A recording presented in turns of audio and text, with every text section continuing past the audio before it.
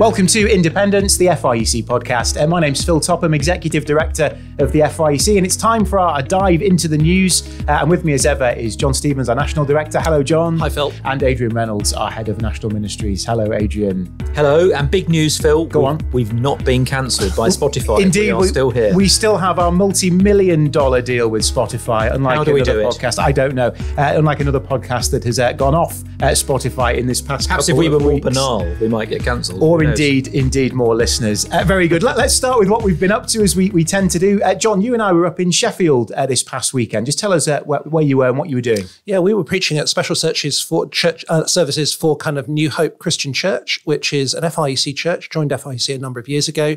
It's a black majority church in Sheffield. The majority of the congregation come from Congo or Burundi or Rwanda. And it was a really great weekend because they've appointed a new pastor to lead the church there. We've been seeking to help them as a church to become more established. Jackson is a member of the church who's visited us here at the FIEC offices. He's been appointed as pastor of the church, and we were both there to preach and join in the celebrations. Non-English speaking. How did you get on with that, John? Well, they did translate parts of the service for me, so I knew what was happening. But no, I mean, obviously, local languages, they speak a variety of languages, their own language, French, English. It's interesting, the older generation still speak mainly the local language. The kind of young people are being brought up in a British context and speak English. So they're a church that's navigating the challenge of being sort of multi-generational with different language skills. I find it quite helpful being translated because I was going through my sermon thinking, oh, that's very repetitive, and editing it as I was preaching as they were translating it next to me. So yeah, maybe there's a lesson there. I'm sure you were both a real help to them. It was so encouraging to me just to see their joy in the Lord. I think that is so evident that even if you can't actually understand what they're singing, that is just shown on the face. And for me, it was just a reminder that so many things we think in our church life are what is right or biblically mandated are actually just cultural ways of doing things. Absolutely. The basics are the same: preaching, reading the Bible, praying, singing. But the way that that is done, how people engage, just varies massively. And there's nothing like going into a church context that's totally different from your own to make you realize that a lot of things that you assume are an outworking of the Bible are actually nothing more than an outworking of your culture. It was brilliant and it was uplifting, wasn't it? Absolutely. So yeah, really good to worship with them. And Adrian, you've been working on something called the Philip Project? Yes, so Philip Project is part of Friends International. Lots of little Philip projects around the country, working with international students, really doing a very sort of basic Bible overview, how to read the Bible well, with a view really to them returning to home countries, having a bit of good grounding under them. And I've been doing it for years and years, actually. First in London, probably about 20 years I've been doing it in London, and now doing it in Nottingham. So I was in Nottingham with a bunch of students, international students, and just reminded, it was based at Cornerstone, but just reminded, being at Cornerstone and a little bit earlier this week, being at Beeston Free Church, just reminded the large numbers of international students that our universities have, and the great opportunity that is, both to minister to those who are believers, who are coming over into this context, but also to reach people who are not yet Christians, who perhaps might not hear the gospel in any other context, at this very, very formative point of life, to have the opportunity to share the gospel with them. So it's just a reminder that actually work amongst international students, going on up and down the land in many FIEC churches, really valuable work. And thinking of internationals and the diaspora community and the church you and I were at the weekend in Sheffield, John, reminds us that we've the 75th anniversary of the Windrush generation this week. What kind of lessons can we learn from that anniversary? Yeah, well, the Windrush generation, that refers to the kind of the ship that brought the first migrants to the UK from the Caribbean, from what were then British colonies. It was the beginning of a sort of a migration from the empire to the UK. So at that stage, of course, Britain continued to be an imperial power. Actually, under the law at that stage, everybody who was a citizen of the empire had the right to come and live in Britain. But in the early 1950s, when this began to sort of happen, there was only about 0.1% of the population that were from an ethnic minority in the UK. And things then rapidly changed as people from the empire came to the UK, actually invited. Many were asked to come because there was a kind of a labour crisis. There was a need for people to come and do jobs. There was full employment. So people came to the UK, invited legal migrants who were coming to kind of work. And that began to radically transform the country. Today, where 14% of the population comes from an ethnic minority. And I think having listened to the stories of those who came, they came with great hopes of how they would be welcomed by the country that they saw as being the mother country of the empire. And yet actually in many instances, what they found was appalling racism, that as they kind of came to the UK, They weren't welcomed. They weren't able to find housing. They were discriminated against. Racist language was used. People were threatened that there was this new community. So at one level, I think it's a very kind of discouraging period. And not just in society, was it? That was church in as well. Church. Yeah, I mean, many of those who came from the Afro-Caribbean were committed Christians. They came looking to join British churches, and they were turned away because people didn't want to welcome them. They looked down on them. They didn't want to change the way that they did things. That led to the establishment of sort of black denominations and churches around the country, which today are thriving and have a huge role to play in the life and the gospel community of the UK. So actually suddenly being challenged by having people from the empire come and live in Britain exposed the incipient racism of much of society. I mean, it's astonishing that it wasn't really until 1965 that there was protection against racism from people kind of in the UK. So the kind of, signs in sort of housing that say no blacks, the fact that you kind of didn't have the right to access to public places, are absolutely extraordinary. That it's only in 1965 that protection was introduced. It's only in 1968 that people enjoyed protection in employment. So society radically changed and had to recognise that there was that racism and that it couldn't be tolerated. And I guess that process has been ongoing and has continued and is continuing as we've continued to sort of see people come from a wide variety of different places around the world to come and work in Britain. And of course, you have second, third, fourth and fifth generations who are now sort of born in the UK, who are thoroughly British. And it has just totally changed our nation, our character, what it means to be kind of British. And that all began 75 years ago. And it is good for us, I think, as Christians, just to reflect on this, and especially on not just to rejoice in the way that the country has changed for the better. And there are still issues, but it is better than it used to be. I think that's pretty clear when you read some of the stories. But also to rejoice in the way I think the church has been impacted. We're reflecting on the church in Sheffield and just seeing how actually that white middle class historic Christianity from the UK is no longer the majority view around the world. So I think you're beginning to see that trickle into churches, which I think is great encouragement. But we also need to be honest about our past. I think, we can, this is obviously a live debate, isn't it, what exactly you do with the past. But I think as Christians, at least, we've got to be honest about the past. We've got to reflect on it carefully. And we've got to make sure we don't make the same mistakes over and over again, I think. We had a seminar last week at church here. We'll put the link maybe in the show notes.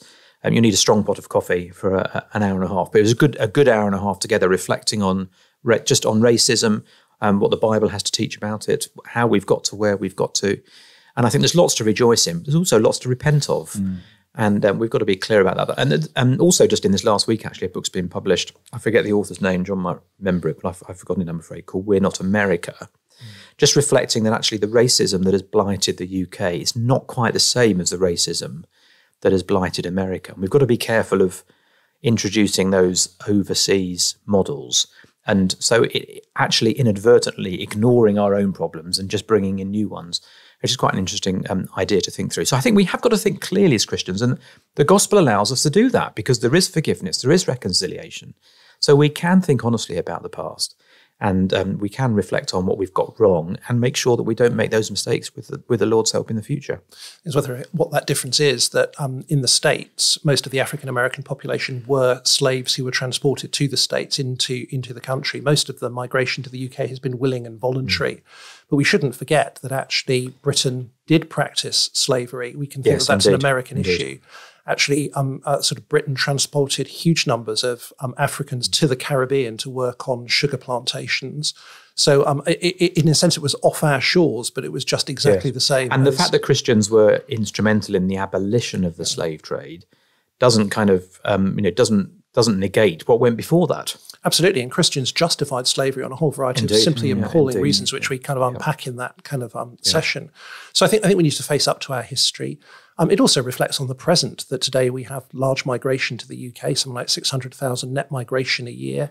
And most of that is legal migration. And the reasons are almost identical, that there is a massive employment need and people are having to come in from around the world. It was from Europe. It's now from non-European contexts. In a sense, that's very similar to the situation in the 1940s and the 1950s.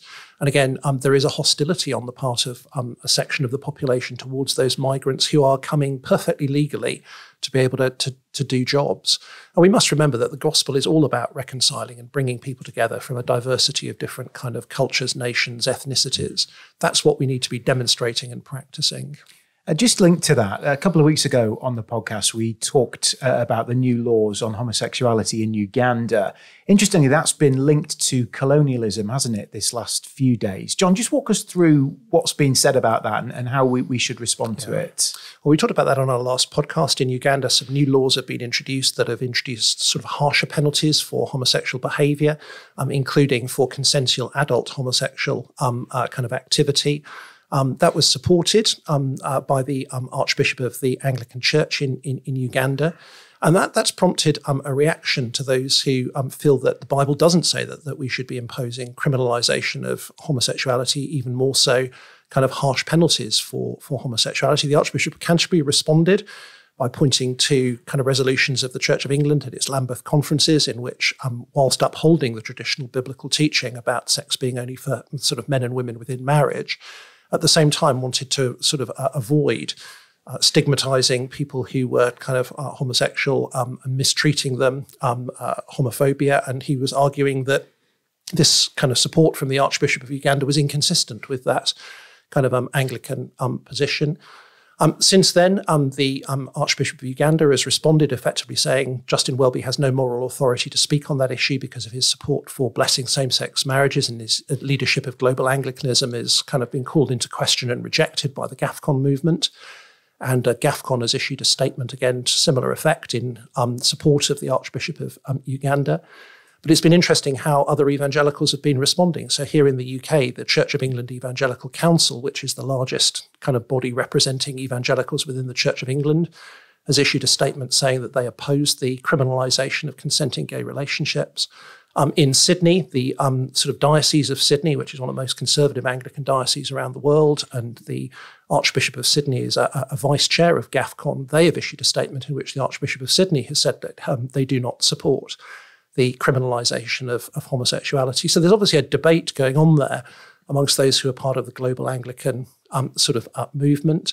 And again, the Ugandan Archbishop has said that this is an example of kind of Western imperialism, that it's trying to impose a Western view on homosexuality on kind of Uganda and majority world Christians. Now, at one level, that's an understandable concern. But I think those who feel that criminalisation is not right are not simply trying to impose some Western view that is supporting kind of homosexuality as a behaviour and as a lifestyle. All those who've spoken, Church of England Evangelical Council, Archbishop of Sydney, are quite clear that they think that practising homosexual relationships are sinful. The Church should not advocate or support or bless or permit those kind of relationships. Their argument about criminalisation is actually a biblical argument. And it actually raises the difficulty in the world at the moment of if an argument is made that appears to come from Western Christians, that can easily be dismissed as being mere colonialism. But actually it's really about saying this is what the Bible teaches. And those who believe that, of course, think that has universal effect. The moral teaching of the Bible, the ethical standards of the Bible are not culturally located. So how do we navigate that? That's really difficult, isn't it? Well, I think we need to navigate it with some humility, but I don't think we should simply dismiss these kinds of arguments simply on the basis that they are reflections of either Western or non-Western culture. Within the Christian community and the church, this ought to be a matter of seeking to discern what the Bible teaches and what the Bible demands for how we behave. And in some ways, the Lambeth Declaration that sort of much of this argument is about does that by, on the one hand, saying that sort of homosexual relationships aren't what God has established and aren't appropriate in the church, whilst at the same time wanting to avoid homophobia within society. That is a kind of a biblical position that was adopted for the universal worldwide Anglican Church. So yes, I think in our culture at the moment, there's a great danger of sort of saying that only some people can speak on issues, that kind of these sorts of issues of morality are somehow culturally located, whereas in fact we believe biblically that God has spoken these things for the benefit of people everywhere, that this is kind of universal to humanity. And I think we need to recognise that that is the sort of debate that ought to be taking place. Another argument of this is that some people have been arguing, well, it's not wrong to criminalise homosexual behaviour because that's not criminalising homosexuality and drawing a distinction between those. But again, I think Church of England Council, Diocese of Sydney doesn't really accept that distinction. The idea that it's legitimate to simply say to a person, we're not criminalising homosexuality, we're just saying you can't practice. They've argued that that's not a viable kind of distinction and position. Well, let's move on. Other news that's been around this last couple of weeks, a devastating story last week of a 44-year-old woman jailed for taking medication to end her pregnancy, but somewhere between the period of 32 and 34 weeks. It's just, there's no good angle to this as far as I can see. My twin nieces were born at 29 weeks, now perfectly healthy 5-year-old girls. It's widened the debate on abortion and healthcare. Of course, it's been seized upon by pro-choice groups to say it's unacceptable that she was jailed. It's bound to have pastoral implications. It's devastating from every angle, this story, well, isn't it is. Just before we launch in, I think we need to say we probably don't have all the facts. So I think the facts of law are fairly clear in this case. John can speak about those in a moment. And I think actually the judge was very clear in this particular ruling that the facts of law are very clear. So actually, in many ways, that becomes a question about is a law right or not, and we can opine on that. But even though this case has been very widely publicised, there's been lots of information on it, I still think in some of these cases we don't necessarily know everything. Totally we don't know the person's mental state, the situation. So I think we've got to be careful about what we say about this particular person. We weren't there in court, but I think we can talk about the case in general and whether the law is right or not. And of course, one of the great accusations that's made in this case is that we're relying on a law that was 150 years old or something. It's more detailed than that, though, isn't it? It is more detailed than that. It was pills sent in the post. It was all that goes with that. Yes, I think that's right. So, I mean, what happened is the woman basically deceived the British Pregnancy Advisory Service, BPAS, by claiming that she was less pregnant than she actually was. That there was a law passed during lockdown that said pills could be delivered by post, abortion pills could be delivered by post, but you had to be under a certain state of pregnancy, a number of weeks into pregnancy to do that, and she was well over that limit. And in fact, well over the limit for any legal abortion in normal circumstances. So, there's all kinds of questions that are raised. I think the first question is, was it right that she was jailed? And there's quite a lot of volume on that. So you've got everything from the people on the very left, perhaps saying, "Well, this is just an indication that the abortion law is ridiculous and it should be, any length of time, abortion should be legal." You've got a group on the right-hand side saying, "No, actually, it's right to jail her, and in fact, we should go further back." I'm just talking about society in general. Then you've got quite a large group in the middle who are saying, "No, abortion should be made possible, but actually in this case she did break the law. She knowingly, it would appear, broke the law, knew what she was doing, and so actually a custodial sentence, certainly a guilty verdict, is appropriate in a custodial sentence too." Yeah, I mean, I think that's right. And obviously, we have to say that the judge is the one who listened to all of the circumstances, heard all of the evidence. There was some evidence that she had searched on the internet, knowing that she was going to kill a baby, knowing that it was illegal. She hadn't pleaded kind of guilty. So that's all part of the context of sentencing. And of course, she would have the right to appeal against the sentence if this were an inappropriate sentence for what she was convicted of. I think it seems to me that it does reveal and has revealed kind of the variety of opinions on abortion in the country. And effectively, it's revealed kind of three positions that people hold. Obviously, on the one hand, there is the position of people who believe that life starts at conception and there should be no place for abortion. That's the most commonly held evangelical Christian kind of position. Then there are the people who have clearly got the view that actually a woman ought to be able to abort her child right up until the very end of pregnancy without any consequences. That the argument is, in a sense, it's entirely the woman's choice. Because the baby is in her, she has complete autonomy and control over it. If she doesn't want the baby, that should be absolutely her right. And that almost irrespective of the fact that this would have been a viable baby if it had been born at that age, the woman is entitled to completely control her body in those circumstances. That's a relatively small number of people. And I think that argument is often bound up with, if we don't allow this, then actually what they see as the right to abortion will simply be restricted. I think what's interesting is, in this case, it's been really difficult for the people in the middle, those who are essentially pro-abortion but want some kinds of limits to abortion. Which is a much larger group than I probably assumed existed. Absolutely. So I think what's most struck me is in the kind of the press, the commentators, people who are basically pro-abortion, finding that they can't defend this woman's behaviour in this sort of situation. So whether it be kind of Rod Liddell, whether it be Camilla Long, whether it be some writers in The Guardian, in The Telegraph, you've had completely opposing views, with one person saying it's absolutely right that she's been imprisoned, somebody else saying that this is absolutely terrible and awful. Because they're wrestling with the fact that everybody knows that a kind of a child at the age of 32 to 34 weeks in the womb has a very high chance of surviving. Yeah. I mean, actually, a baby at 26 weeks has a jolly good chance of surviving with modern kind of medicine. So it's undeniable that what's happening here is that a viable baby that could exist outside of the mother is being killed. So even those who are, in a sense, in favour of abortion up to a period of time recognise that this is an appalling act that's been kind of conducted. And it's not a good case from which to argue for kind of abortion kind of rights. That's part, I think, of a bigger picture, which seems to be a changing attitude in society towards abortion. That although within the British population at the moment, there is a general support for the availability of abortion, there's also a kind of a growing move towards abortion being more restricted in terms of the time period in which abortion is available. I think that that's basically because of medical science scans that have revealed the reality of what a baby is in the womb. There are some cogent arguments that are now saying 7 weeks is about the limit, because that's the point at which the fetus, they believe, becomes sentient and capable of kind of feeling. So that there's, interestingly, a totally secular debate in relation to abortion, which is all focusing on viability, but also what does it actually mean to be human, and at what point do you acquire kind of rights. So the debate is shifting more in favour of the Christian position. What are the morals, John? Just help me with this as I think through it, because actually, as Christians, we want there to be quite significantly more severe restrictions, at worst, at best, a ban on abortion. We might hear, for example, of a campaign in Parliament which is to reduce the abortion limit by 1 week, let's say, or by 2 weeks.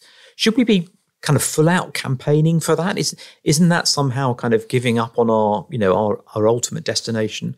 Or is it okay to have these sort of, points that actually are partial victories, but not total victories? Or we might go back to the slave issue. And the first victory was the abolition of the slave trade, which took place a long period of time before the abolition in British colonies of slavery. Yes, in fact, William Wilberforce hardly saw the latter, did he? He was just on his deathbed, when the latter happened. At one level, we are dealing with a culture and a society that has taken a view. There are something like 230,000 abortions per kind of year.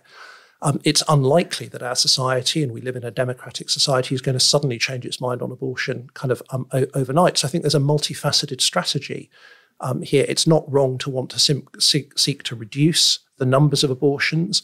And in a secular society, probably the best way to do that at the moment is to try to persuade people that the time limits for abortion are too long.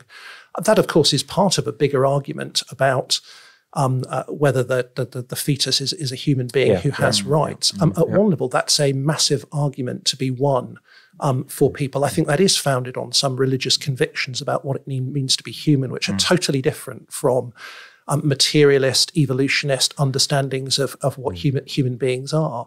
So there's a multifaceted kind of range of issues. I mean, my suspicion is that abortion would not be sort of abolished and banned until there is a very significant revival of people who believe that actually the child is from the very moment of conception created in the image of God. To some extent, we shouldn't forget that slavery was abolished off, in many ways, the backs of the late kind of 18th century revivals. And it was often Christian groups, but it was the penetration of the gospel that changed public opinion that led to slavery being abolished. And actually, it was immensely costly. Slavery for the British, in terms of the loss of revenue, the compensation that was paid, it was a massive economic hit. But people had been persuaded that it was the right thing to do, and the gospel had a huge part to play in that. So I don't think we are likely to transform the kind of the public attitude towards abortion unless there was something like that happened. So every victory is a victory. Every victory is a victory, but I think we've got to be careful not to overhype them, and not to and to put it in a proper perspective of that kind of bigger kind of campaign, and not to lose the fact that only if people come to be Christians who believe the Bible are they actually going to have a change of heart. Let's talk about Boris Johnson. Oh, can we? Our erstwhile Prime Minister. You know, I love that. So Boris Johnson, he's been found to have misled Parliament over his lockdown parties. He would have been suspended 90 days, were he still an MP, from Parliament. I mean, it's an extraordinary outcome, isn't it? So we saw all the pictures of the parties in Downing Street. I mean, my conclusion really is that this was a man who was making up a set of rules for the country to follow, but then simply not following them himself. Am I wrong to assume that? A little bit. Go on. Well, again, convince me otherwise. We don't have all the facts. I think the government was working, it seemed to me, very hard. Adrian, we were all working hard. We weren't having parties. On managing a kind of a difficult situation in a not very conducive work environment for all sorts of social distancing. So I think, it seems to me, I've read the report. I think he's guilty, but I just want to cut them a little slack. I think. We have taken that whole period of time, the lockdown, where I tried to keep the rules very carefully, but I know plenty of people who didn't, and I just think we've got to be careful looking back on what was a unique time, really, in our politics and in our society. And kind of looking at it through a lens that now everything appears very clear, where actually it was quite opaque at the time. Nevertheless, but the rules weren't opaque. Well, there was some for business and what was required for business use. There was some variability around the edges. So I think I'm not particularly a Boris fan. I think the lessons for us as leadership are not so much about looking back and saying was he guilty or not, but reflecting on the kind of leaders that we have. I think in this particular case, what you see with Boris is someone who has to be in control of the narrative. I think what's become very clear is he wasn't willing to put himself before the scrutiny of Parliament, having been before the committee. Which is why he resigned as an MP. Which is why it seems to me he resigned as an MP. He's essentially telling his friends not to bother turning up and voting, or not to vote against, because he still wants to be in control of the narrative. I think what we're beginning to see is less of a clown and more of someone who is quite manipulative or likes to be in control of an agenda. And that, I think, is a very ugly characteristic in a leader, and one for us to avoid and just to be very aware of. But I'm slightly wary of throwing stones, I have to admit. Okay, fair enough. Well, you're more generous than I. John, what's your take on it? Yeah, I think, the video that came out this weekend of people at the Conservative Party headquarters partying when you weren't allowed to gather indoors, dancing, eating food. And just what we're saying is days before they even clamped down on the 5 days of freedom over that Christmas break. So that is shocking, but Boris Johnson, of course, wasn't there. So I think there are two different things to be differentiated here. There's the breaking of lockdown rules, which was investigated by Sue Gray, the Metropolitan Police. A couple of fines were issued for the events. There was obviously some greyness, some argument about whether or not these were genuinely work gatherings. That's been his defence. So there's the events in Downing Street, but actually, of course, what the Parliamentary Privileges Committee has accused him of is actually lying to Parliament. And actually, it's his categorical statements that rules and guidance were followed, that he gave that assurance to Parliament. I think the most damning thing is his own civil servants were advising him that he couldn't say that wasn't a true and accurate reflection of what had happened. So actually, it's officials who warned him that he could not say that, and yet he did. And within our parliamentary system, lying to Parliament is still seen as being it's the unforgivable sin. Yes, the thing you can't do, you have to step down. It's John Profumo steps down, not because he had an affair with Christine Keeler, but because he lied to Parliament and he was caught out lying. So the issue of lying to Parliament is actually an issue of the highest moral order within our government structure, which is why this is so serious. In this instance, the committee, which had 7 members, 4 of whom were members of his party, I think the majority of whom were actually committed and ardent Brexiteers. So they were hardly people who you could say they have a kind of a personal prejudice against him. They concluded that he had lied to Parliament knowingly, and that was what he was being sanctioned for. Now, of course, again, the penalty that in the end they're recommending, the 90-day suspension plus withdrawal of a parliamentary pass, that wasn't the original penalty. So the original penalty, I think, was about a 20-day suspension, which was significant, but it suddenly seems much greater. That is because of the way he's spoken about the committee. So what Johnson has done is, having been found by the committee to have lied to Parliament, he has then dismissed the committee as being a kangaroo court and he's claimed prejudice. So they have massively increased the penalty, which is basically a result of his refusal to accept the process. So where we are today is not just the lying to having Parliament, had a hand in setting up the process in the first place. And then denying the validity of the kind of the investigation that's taken place. Now, I think that has real implications for leaders in a whole variety of areas, in that on the one hand, there is misconduct, and whether that is acknowledged and found. And then there is seeking to demolish the processes that have exposed and identified that misconduct. That's a way of trying to avoid the consequence of it. And it's a classic tactic. Boris Johnson has sought to rubbish the kind of the committee on the grounds of prejudice in order to be able to protect himself. And they have responded by saying, we are integral to the integrity of Parliament, that we can conduct these investigations. And therefore, in a sense, their integrity, their honour has been impugned by what he said. So that's increased the kind of penalty. It's very difficult, Phil, I think, for in church life, or in fact in any walk of life, to set up entirely, purely objective processes. There are always going to be flaws and limitations. It seems to me the really important thing in church life, when complaints do arise and complaints are made or there are difficulties, is that we have established processes that everybody who's participating in can see what they are, can know how they work, and can agree to them. And I think we've all come across situations where actually there have been processes that have been opaque, that haven't been clearly thought through, that haven't been agreed by the parties, and that always leads to difficulties. So I think our plea is that when these sad situations do sometimes occur in church, and there have to be investigations or there have to be reports, please, please, please make sure that everybody agrees on what is being done, who it's being done by, why it's being done, what the outcomes are. That's so important. We've got a sample complaints process. We can put the link on the show notes, which is a real help in that, actually. But it's really essential that when these things arise, people are absolutely clear what the process is going to be, so it can't be undermined later. And I think a number of people have pointed out that Boris Johnson's character and his relationship with the truth has been well known for a long period of time. That actually it's easy to criticise Johnson, but actually those who've put him in place, those who've supported him, those who've wanted him. They knew what they were doing. They knew what they were doing. And that happens in leadership, sadly, that people are put forward as leaders because they're seen to be able to achieve something or do something, or they have a view that we agree with, and moral flaws in their character are overlooked. And that's happened in churches, that people who appear to be charismatic, strong leaders are put into position, despite the fact that people know that there are flaws in the way that they relate and their relationship with the truth and their behaviour towards others. But yet what they're able to achieve is seen as being justifying overlooking that behaviour. And this is surely a warning to us kind of that.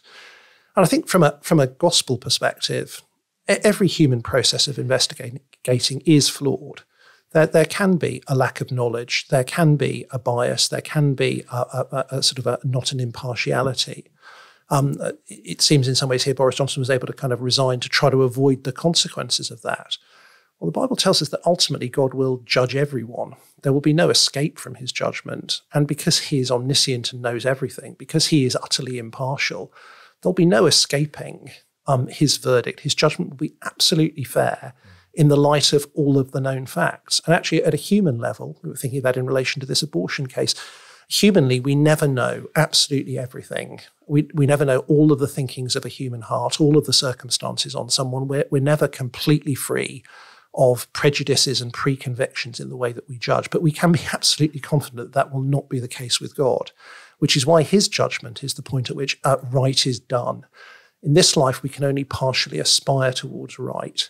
But in the end, a true justice will be done. Judgment is a comfort, isn't it? I think sometimes we're fearful of judgment as Christians. And of course, there is no fear because there is no condemnation for those who are in Christ Jesus. But actually, more than that, the judgment of God is a comfort in a broken world, that wrongs will be dealt with. And I think, And justice will ultimately be done. Absolutely. The Bible, it's the great comfort for victims. So, I mean, in the Bible, to persecuted Christians, to those who have been utterly mistreated by the society around them, whether that's being marginalised or even being put to death, the hope is Jesus will return and justice will be done. Yeah. Well, we were going to talk about the Ashes, but we are thoroughly out of time. So I think there are quite a few Ashes tests. Don't worry. Yeah. So I'm sure we can come back to Bazball perhaps another week. Can't wait. John, Adrian, thank you so much for talking about the news this week, and we look forward to being with you again soon. If you've enjoyed the podcast, do rate, leave a review, and we'll speak to you again soon. Thank you.